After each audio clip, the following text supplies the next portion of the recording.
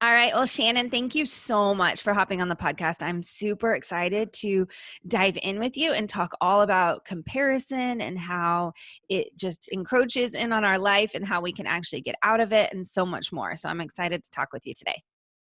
Thank you so much for having me, Renee. Yeah. So tell us a little bit about you. How did you get to this point of like being so passionate about talking and sharing and writing a book about comparison and getting over that? You know, I think it's just been a process since I was a child of recognizing, okay, this is a problem for me. This is a thing going on in my heart, and so writing about it, I never would have dreamed I would write a book exposing all of my sense of inadequacy, and then also my superiority, which is a little bit even more ugly, and so it wasn't something I set out to do. But yeah, I want to because I want others to find the freedom that I've found just in anchoring in the truth. So I hope we can talk about that today. Yeah, for sure. So I know that we like in the podcast, we've talked a little bit about comparison and what that looks like and how it shows up in our life. But where have you seen like comparison showing up kind of in those sneaky ways, or where have you seen it impacting people the most? Well, I think social media is obvious, right? It is. Mm-hmm. But I think that we compare also like within our own families, like husbands and wives, Mm-hmm. if you're in a church setting, I think there's comparing there. I think Mm-hmm. in our communities. So, I mean, I talked in Comparison Girl, I talked about comparing sin, comparing wealth, comparing status, comparing our service, and Yeah. yeah, so I mean, just all the in appearances. I did a chapter on that, of course, right? That's probably the one that we, focus on the most. So I think, they're just all of the different facets of life. We tend to compare ourselves with each other. And Yeah. I mean, I can step into it any place, anywhere. I mean, I can be in my car by myself and glance over at a traffic light at the car next to me and be comparing with the woman that I see over there. It's ridiculous. Or it can be right next to me, Mm-hmm. comparing with my mom or my someone in my immediate family. And it's just kind of everywhere I turn. There are little traps. Yeah. Yeah. Yeah. Yeah. And I guess, and I mean, I've never really thought about it in that way, but I feel like we are always kind of doing this like compare and contrast, right? Like we're always looking at how somebody is maybe different or the same as us. And so I mean, in some ways, I don't know if that like, do you see any benefits to the comparison? Like, why is it so innately a part of us that we look at other people and see, like, I think back to like, okay, maybe it was back in the days when we were in like fear-based spaces, like where Mhm. you had to look, you looked at something and had to assess really quickly if that thing was a friend or a foe, and if it was similar or not, or if that thing was deemed dangerous if we encroached on it or whatever it may be. But and I don't know if that's where a lot of that stems from, or if it's different, or if you have any other take on that as far as like where has maybe comparison helped us or served us in some way, if that makes sense. Yeah. Well, yeah, I mean, I think that so if we can approach comparison with a new mindset, I Mm, do think there can be a freedom in comparing. And so I'd like to just put forth a me-free mindset. That's mm-hmm. what I think Jesus is especially calling us to in the Bible. Because so many times we're so focused on ourselves when we're comparing. It's all about us, and we're measuring because we want to, we have a sense of inadequacy, and so we're comparing and we're trying to douse our inadequacy with like pride. And so we're actually like looking, oh, I feel so less than, and so I'm trying to Mm, find someone who makes me feel like, oh, well, at least I'm better than her, right? And it's so ugly. It's so ugly. But there's a new me free mindset that Jesus offers us in the Bible. And when we can approach other people just free of ourselves, free of having to prove ourselves and get ahead of somebody else, and free of this bondage of always thinking about ourselves and always wanting it to, elevate ourselves. There is just this new freedom that comes. And so when we do approach comparison with a me-free mindset, I think Mhm. it can serve us really well.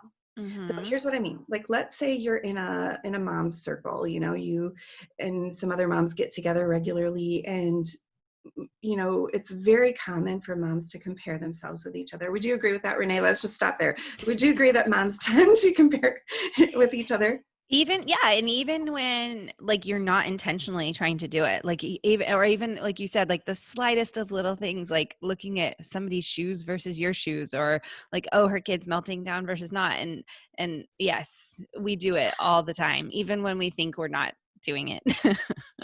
Totally, totally, totally. And so like I just remember being in different play groups and different moms groups at my church, and like I wanted to be with these other moms so badly. But the minute I would walk in the door, I would start looking around and I just feel this sick to my stomach, like inadequacy, like, oh, she is doing it so much better than I am. I am a complete fail. I haven't Mm. lost my baby weight. I'm, just 100 different ways.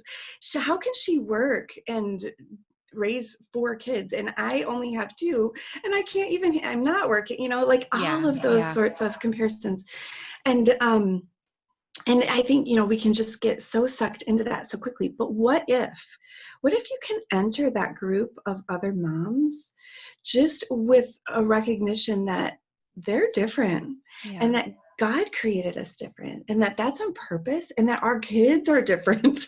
And, her assignments are different from my assignments, and that is okay. And what if we came into that room with a sense of, you know what, she's the one who's really good at this, and I can celebrate that. Maybe she's the one who's really good at homemade cooking, Mhm. and I can celebrate that, and I can learn from her. Like, could you give me your recipes? I would love, could you give me some easy crock pot recipes or something like that? And this friend over here, she's the one, she really connects us all. She helps us stay in touch. She's the one who starts the group chats or whatever. I appreciate that about her. That's not me, but I love that about her. And this one over here, I could go Yeah. around the room and for each one say, she's the one. And then when I can be me free in my focus, I can say, all right, well, she's got that covered. What am I? Who am I? Like, what do I bring to the table? How am I different than all of these, in a sense that it's positive? Which one, I'm the one who fill in the blank. Yeah. And that's where I think comparison can be really positive, as we just like let go of either the sense of inadequacy or the sense of pride and superiority. The walls kind of come down, right? Mhm. I call them pride walls, because even when you have this sense of inadequacy, it's really rooted in pride, because you're looking over at somebody else and you're like, oh, I feel so icky next to her. And what you're really wanting is, I wish I could be better than her, or I Yeah. wish I could be on par with her. And why is it that I'm not? And so either way, whether you're looking down on somebody or looking up at somebody, there's really this root of pride.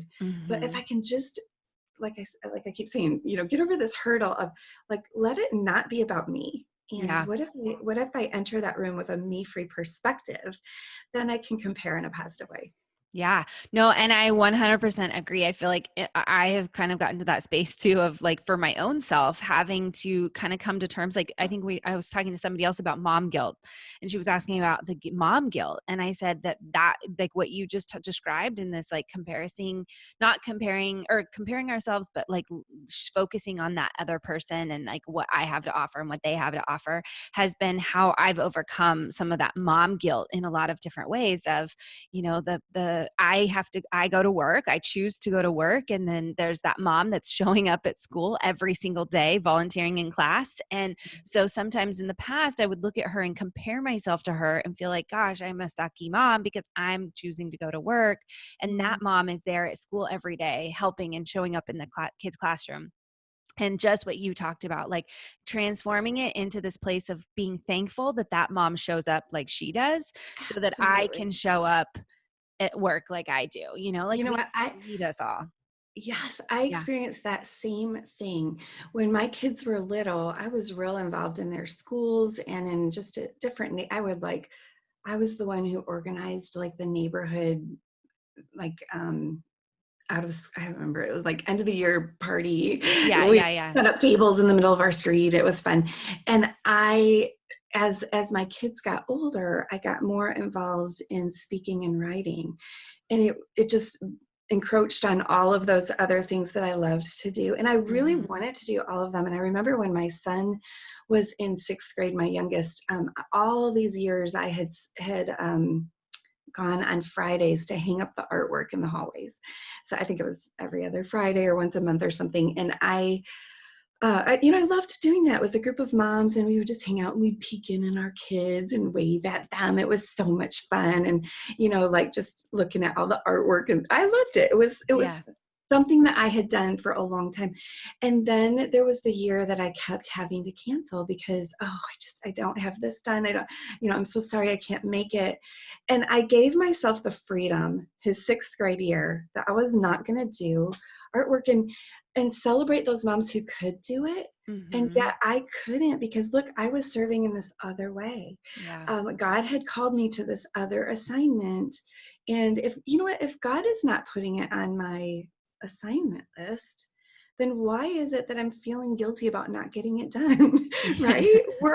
We all have different assignment lists. Yeah. Ephesians says that God has good works prepared in advance for us to do. That means like there's this assignment list and our names are beside some things and not others. Mm-hmm. and I think you're touching too on this sense where we look over at somebody else and we think, ooh, am I doing it wrong? Or maybe she's doing it wrong. Do you know Yeah. what I'm saying? Yeah. Like those choices, like working or not working, that's a Yes. really big one of like, we can look over and be so convinced that we're doing it right. And, or, we've made the right choice for ourselves, but then also have this threat of, what, she's made the wrong choice for herself. Yeah. Have you ever experienced that in Oh mom circles? yeah. Yeah, or even like just looking at that idea of like you just said, like comparing yourself to her and be like, is she doing it right or am I doing it wrong? Or, like, and then you're constantly doubting yourself or wondering. And I think, but that's, and like coming back to that same idea of that we need each of us. So we need everybody. And so if we were expecting everybody to do it the exact same way, what would the world look like? We'd all be exactly the same. And like the Exactly. world would not move along if we were all doing motherhood the exact same way. Right. Yeah. When I speak at moms groups, sometimes I will start my session with, okay, I want you to raise your hand if you plan to homeschool, and raise your hand if you plan to public school. Raise your hand if you did home birth. Raise your hand if you had the epidural. Raise your hand if you breastfeed. Raise your hand if you bottle feed. And, just all the different ways that we could Mm-hmm. divide ourselves in the Mm-hmm. room, and then ask, like, okay, did you raise your hand exactly the same way that somebody else did in the room? And usually we can't even find one other person in the room who's done it exactly the same way that we have. Yeah. Just recognizing we all make different decisions, and that's okay.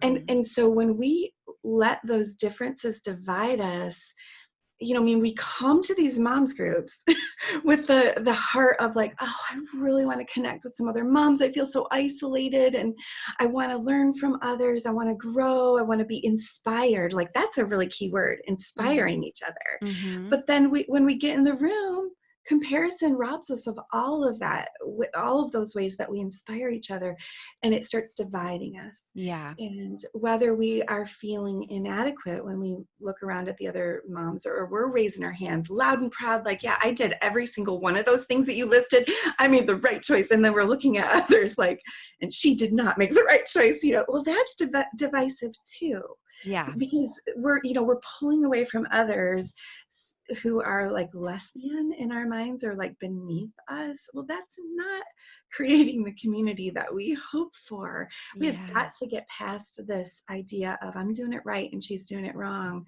And like I said earlier, whether it's a sense of inadequacy or a sense of superiority, the solution is a Yeah. humility, humbling myself. And Jesus repeatedly calls us to humility. Yeah. And as you've been talking, I keep coming back to this word. I guess or the thought of like, it's not comparison that gets us into so much trouble. It's the judgment that we attach to it, right? Like, I mean, we can compare and see like maybe how we can grow, like looking at that person and seeing like, oh my gosh, she inspires me to become a better person, or, oh, she's so unique and look at the gifts she's been given. And these are the gifts I've been giving. And so I guess in some sense, it's not necessarily the comparison part that's dragging us down, but that judgment or the Mm. label that we attach to it, right? Yeah, or attaching values to Yeah. something, right? It's attaching like I put more value on this than that, Mm-hmm. where they're just different, Yeah. and yeah, absolutely, judgment is part of it, but sometimes it's not even as harsh as judgment. It's just attaching, value. But listen to these verses from James. James is Jesus's brother. And he was the pastor of the church in Jerusalem, which was like the main church. And this is one of the very first books of the Bible that was in the New Testament that was written. So it's like this book, and he's sending it out to all these little churches that are scattered around. And here's what he is saying to them. I feel like it's a really important book. He says, if you have bitter jealousy and selfish ambition in your hearts, this is not the wisdom that comes down from above, but is earthly, unspiritual, demonic. And that just stops me in my tracks because, you just picture these little churches starting. It's sort of like little moms groups forming, right? And they're just getting started, and maybe they have a Jesus component to them. They're like, we're followers of Jesus and we want to gather together. And then all of a sudden you have this bitter jealousy in the group, or you have this selfish ambition in the group.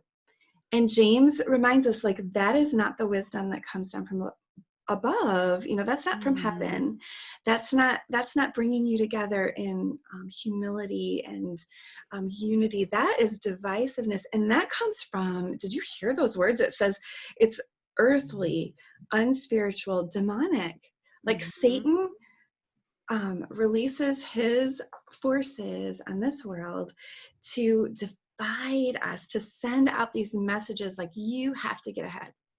You have got to be better than those other moms. You've got to get your act together. Like, if you are thinking that way, whether in a mom's group or in your home or at work or wherever you are, if you're thinking like, I have got to get ahead, I have got to outdo these others, I've got to get that promotion, I have got to make more money than them, I just want to call attention to the fact that that is not Jesus sending that message. That's not the wisdom that you're going to hear from God. That's the wisdom of this world, the mindset of Mm-hmm. this world, that we gotta outdo each other. And look at all the traps it forms, right? And Yeah. then by the same token, if you have this, James calls it selfish ambition. So that might look like, that I more talked about the selfish ambition side, but if you have the bitter jealousy, like, I never have the same breaks as her. Like, I worked way harder than her and I didn't get a promotion. Or like maybe comparing with our husbands, we could maybe talk about that, Renee. Like, I work night until I'm sorry, not night. Sometimes it is night until dawn. All I work from 24 hours. Yeah. Yes, 24/7. I work my tail off, and he gets to like go play golf, or he gets to, he feels like it's his Mm. right to sleep in on a Saturday. And, when we have this bitter jealousy, when we're looking over at somebody else and we're just steeped in bitterness, we need to just remind ourselves that is not coming from God. Jesus would never say, hey, look over at her. Look at, she's way better. She's outdoing you. And, you better really fret about this. This is not the wisdom from our Lord. This is the wisdom that comes from below. And so that's really key in this conversation about comparison is the thoughts, capturing the thoughts. Don't let them run around in your head. Like hold Mm-hmm. them captive, right? Hold Mm-hmm. them captive and think about, okay, where's this thought originating from? Which wisdom does it match? The wisdom from above or the wisdom from below? Yeah, no, I do. And I think that even like you just said, like capture them. I think that that's so powerful for people to realize that we can stop those thoughts in our tracks and like shift them around. And I'm so glad that you brought up the topic of how you compare to your spouse, because I think that that's one that it's sometimes maybe easier for us to see how we're comparing ourselves to other moms. But I Mhm. think sometimes we don't necessarily put that looking glass up and look at how we're comparing ourselves to our spouse. And I know, particularly with some of the clients I've worked with, this is one that comes up frequently, is like, how do I get other family members on board, or how do I get other people in my family to help me out, or like I'm doing all of this and that person in my family is not doing this or whatever. And so I think it's really, I mean, when you said that, I was like, oh my gosh, yes, I feel like that's something that so many women are probably feeling, is that feeling of like, I'm putting so much energy and effort in, and my husband goes out and plays golf, like when do I get my me time, or those sorts of things. And I think that that's really powerful to bring that up in this conversation too. Yeah, I Yeah. remember when our first daughter was a baby, somebody asked us, well, how's she sleeping? And my husband said, oh, she's sleeping great. And I looked at him and said, what are you talking about? You're sleeping great. She's not sleeping great, and I'm not sleeping great. And after that, I started like, I don't remember how many times I did this, but instead of rolling out of my side of the bed when she would cry, I would roll over him and say, I'm getting up with the baby. Just didn't want you to miss this moment. Oh, it just irritated me so much that he could just sleep through the night and I was getting up, getting up, getting up. And that struggle, I don't know that it's ever completely gone away, but especially when the kids were little and he was working and I was a stay-at-home mom, and I felt like, oh my goodness, the ways that I'm spending my days, I just don't, I tried to tell myself there was a lot of worth in that. Hmm. It's really important to stay home with your baby, and like the eye contact with their newborns, like just all the scientific, like building those connections, like this is an important time, but it did not feel important, and it felt, and I couldn't really get myself together. My house was a mess, I was a mess. And I remember one day I was dropping, I had three kids pretty close together, and I was dropping my daughter off for kindergarten in the morning. And I was like, I hadn't showered in days. I remember I had like polka dot pajamas on, and it was still kind of dark because it was winter. And I was in the parking lot. I pulled over after dropping her off to do something. And I looked across at this other parking lot, and there is this woman about my age, and she's walking in to work. It's like, first thing in the morning, and her heels are like clicking on the pavement. She's got this cute little trendy suit on, her hair and her makeup is done. And I noticed there's a car seat in her back of her car. And I thought, oh my goodness, look at her. She is getting it done.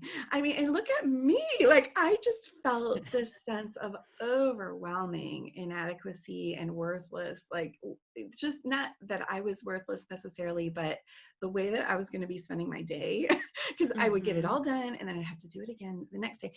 And I remember, I don't know if it was that day or sometime in that season of life, I had this thought, I feel like Jesus said something about serving and greatness. Like he put those things together.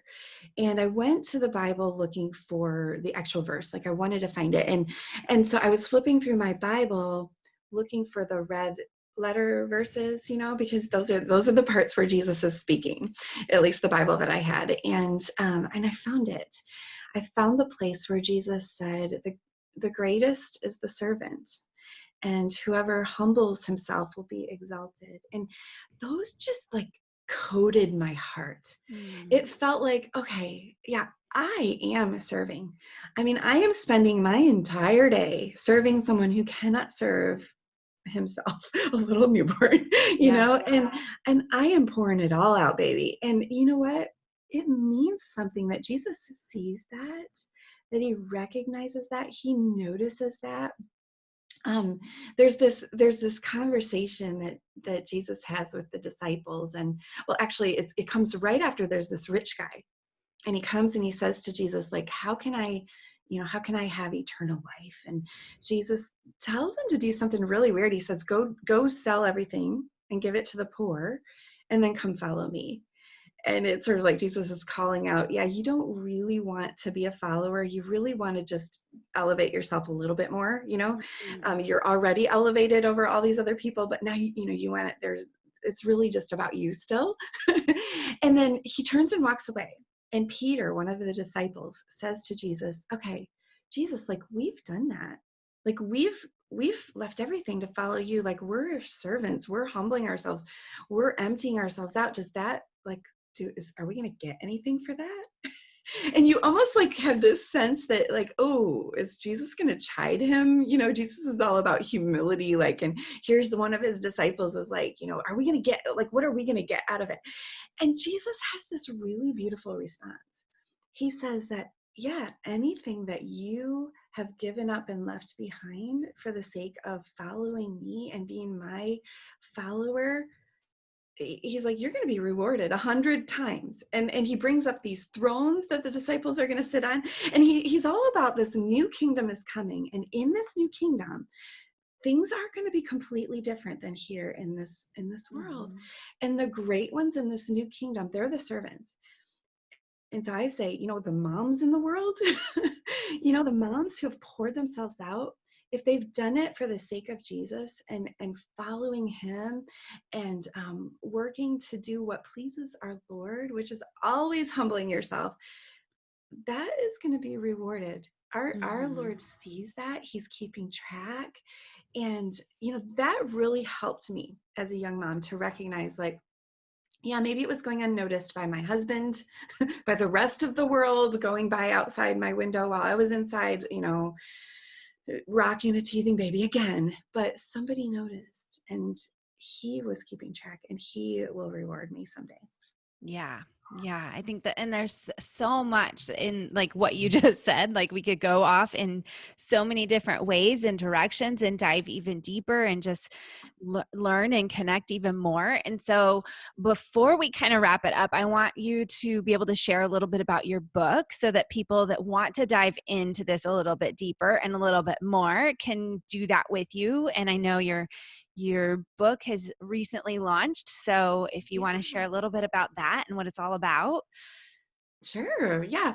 Yeah. It's called Comparison Girl. And we just launched it this week. And we had a really fun launch party. I don't know when this podcast is releasing, but you can come to my Facebook page and we have the launch party there. It was really fun. I had lots of different guests and we talked about all things comparison. But yeah, it's a book about, the subtitle is Lessons from Jesus on Me-Free Living in a Measure Up World. And it's a response to all of this pressure that we feel from the world and this bondage and isolation that we fall into from comparing ourselves. And it's really a call to look at things the way that Jesus looks at them, because someday all of us will. Someday when he's on the throne, and he reorders the world under his rule, then we're gonna elevate service. It will be flipped upside down from the way things look today. And so it's an invitation, like, hey, let's start now and look at things the way that Jesus does. Let's really embrace this idea of serving, whether, sometimes it's serving our husbands. Sometimes it's serving our kids. Sometimes it's serving in the workplace. But wherever we're serving, this me-free mindset can really free us from comparison. And so, yeah, we have a book. It's a study.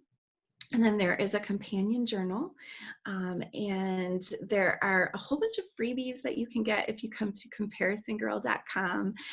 Some little like what do you call those? Screensaver things, Yeah. like invitations to, okay, before I open my social media, what are some thoughts that would help me to just anchor my heart with this whole comparison thing? So some goodies like that I'd love for you to come check out. Awesome. Awesome. Thank you so much. And if people want to follow you or find you other than your book, which I'm sure you can find at any major book retail seller place, Yeah. like stumbling over my words. But where else can they find you? Sure, I'm on Instagram and Facebook, a little bit on Twitter, but mostly Instagram. I love interacting on Instagram. So Shannon Popkin. Awesome. Awesome. Well, Shannon, thank you so much for hopping on and sharing with us and talking to us all about comparison and me-free living and so much more. I know this is an area that you could probably talk about forever. And so I get, I can sense your passion and excitement behind it. And I hope that so many other moms listening today have found a little bit of that freedom that they can begin to step into. So if there was any last final word of encouragement there, like thought or whatever you would want to leave with people about this, what would you say? Well, I didn't mention it earlier, but there's a measuring cup on the front of this book. And it's one of those kinds that has it's glass and it's got the red lines on the side. And the cup is being poured out, so it's being poured out. And here's the metaphor of the measuring cup.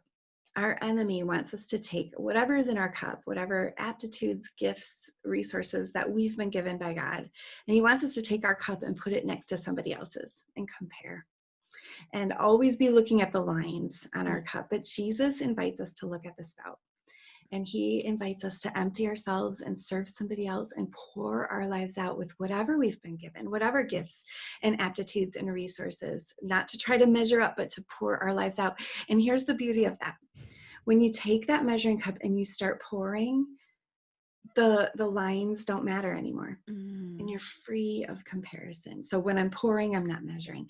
That's the thought that I would leave our listeners with. Awesome. I love that idea of like when we're pouring out to others for sure. Yeah. So Awesome. thank you. Thank you Thanks so so much for much. having me. It was Yes, great to yes, be it with was so you. wonderful to have you. Thank you so much. And if people want to touch in with Shannon and follow her stuff and get her book and all that kind of stuff, we'll have all the stuff linked up in the show notes for you. Yeah, I'd love to hear from you. Yeah.